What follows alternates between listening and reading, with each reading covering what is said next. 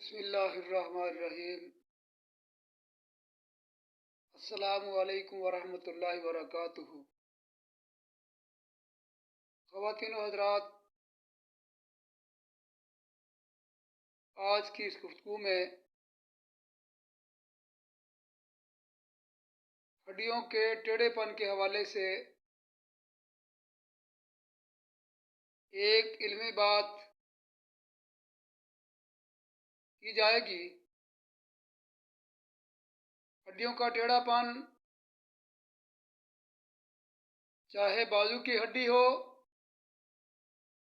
टांग की हड्डी हो या सीने की हड्डियां हों, तिब की ज़बान में हड्डियों के टेढ़ा होने को रेक्टिस की बीमारी कहा जाता है। हड्डियों के टेढ़े होने की इस बीमारी की वजह से लोग चलने फिरने,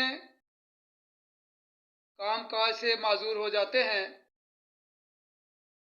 या फिर बच्चों के सीने की हड्डियां आगे की तरफ उभर आती हैं, जिन्हें तिब की ज़बान में पिजन चेस्ट कहा जाता है। ख़वातीन व हज़रात, जो पिजन चेस्ट का मसला है,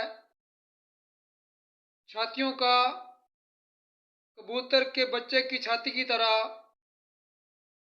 आगे की तरफ निकल आना, सीने का उभार बाहर दिखाई देना, पसलियों का दोनों तरफ से अंदर की तरफ दब जाना,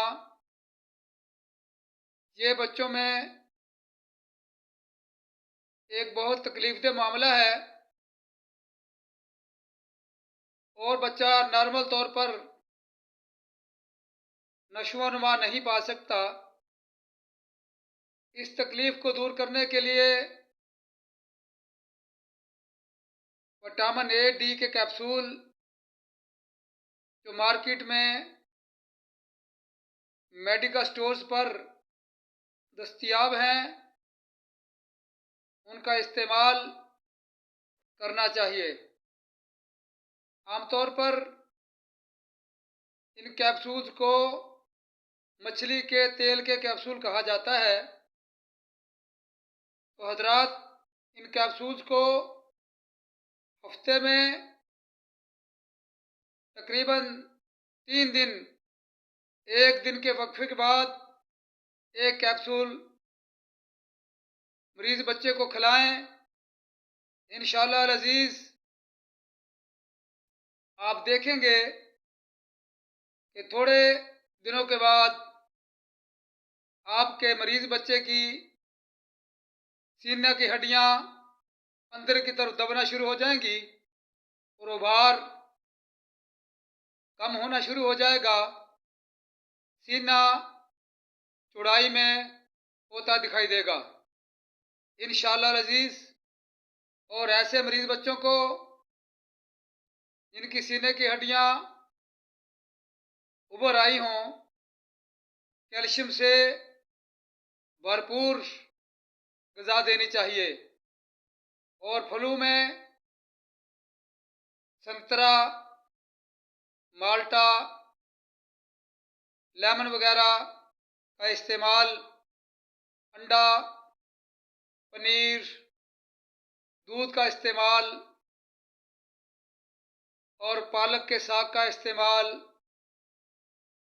ऐसे बच्चों की सेहत को बहाल करने के लिए बहुत ज़्यादा किरदार अदा करता है। तो ख़वातीन व हज़रात, एक और बात सेहत के हवाले से अर्ज करता चलूँ कि चाय का इस्तेमाल, कसरत से चाय का इस्तेमाल इंसानी सेहत के लिए बहुत ज़्यादा नुकसानदेह साबित होता है।